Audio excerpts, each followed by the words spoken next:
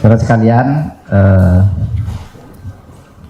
sore ini tadi kami mengadakan rapat koordinasi dengan Kejaksaan Agung, dengan Mabes Polri, dengan Menteri UKM,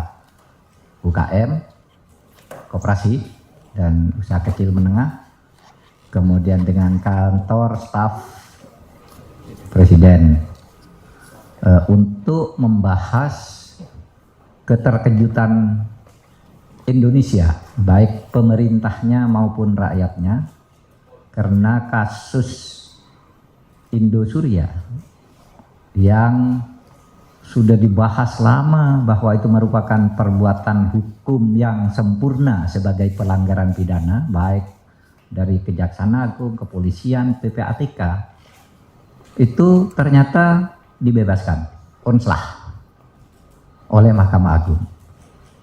Kita tidak bisa menghindar dari keputusan Mahkamah Agung untuk mengganti kata kita harus menghormati. Saya sekarang akan mengatakan tidak bisa menghindar karena itu putusan Mahkamah Agung. Ya. Mungkin kita tidak perlu menghormati, kita tidak bisa menghindar gitu aja kan bisa. Nggak bisa apapun gitu karena itu putusan Mahkamah Agung.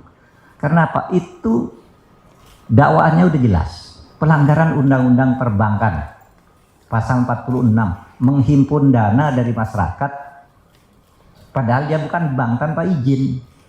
Itu kan sudah jelas.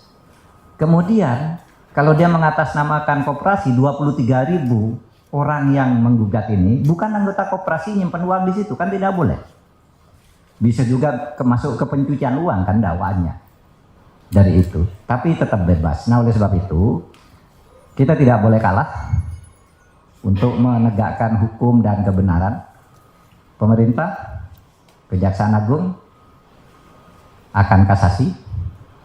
Kita juga akan membuka kasus baru dari perkara ini karena tempus deliktinya dan lokus deliktinya setelah korbannya masih banyak. Kita tidak boleh kalah untuk mendidik bangsa ini berpikir secara jernih dalam penegakan hukum. Dalam pada itu, pemerintah juga akan segera melaksanakan putusan PKPU, Peradilan Niaga, ya, yang sudah memenangkan itu pemerintah ya, nasabah atau penabung untuk ya mengambil harta itu untuk dibagi. Itu putusan pengadilan, cuma masalahnya sekarang pengurusnya masih yang lama. Nanti kita akan melakukan langkah hukum. Dan untuk jangka panjang, panjang dalam arti di luar panjang sesudah ini, tidak panjang-panjang amat kalau waktunya, kita mohon pengertian kepada DPR. Kita akan merevisi Undang-Undang Koperasi karena sekarang penipuan-penipuan dan pencurian uang rakyat itu, kalau Undang-Undang Perbankan ada pengawasnya. Kalau undang koperasi itu mengawasi dirinya sendiri koperasi, sehingga menteri koperasi, pemerintah tidak bisa ikut ke dalam. Baru sesudah terjadi dipaksa ikut oleh hukum.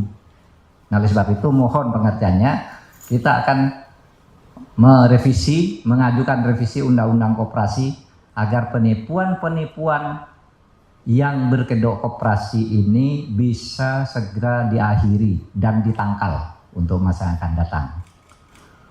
Demikian untuk kasus Indosuria.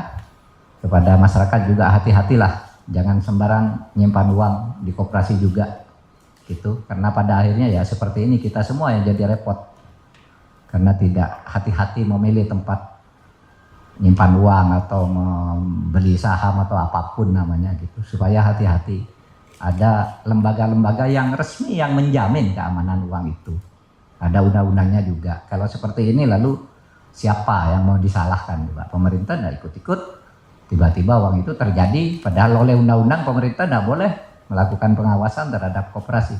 Di pengadilan juga persepsinya beda, kan gitu.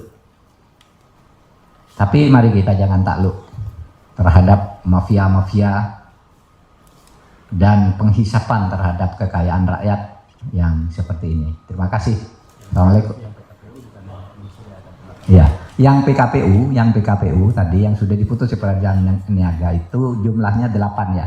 Bukan hanya Indosuria, tapi ada 8 yang sudah menang. Kita tinggal dieksekusi, hartanya diambil, dihitung, dibagi ke nasabah. Meskipun sudah pasti akan lebih kecil jumlahnya, tetapi kalau nanti dimaksimalkan perampasan atau penghitungan asetnya yang tersembunyi dan yang tidak tersembunyi, itu mungkin bisa lebih banyak.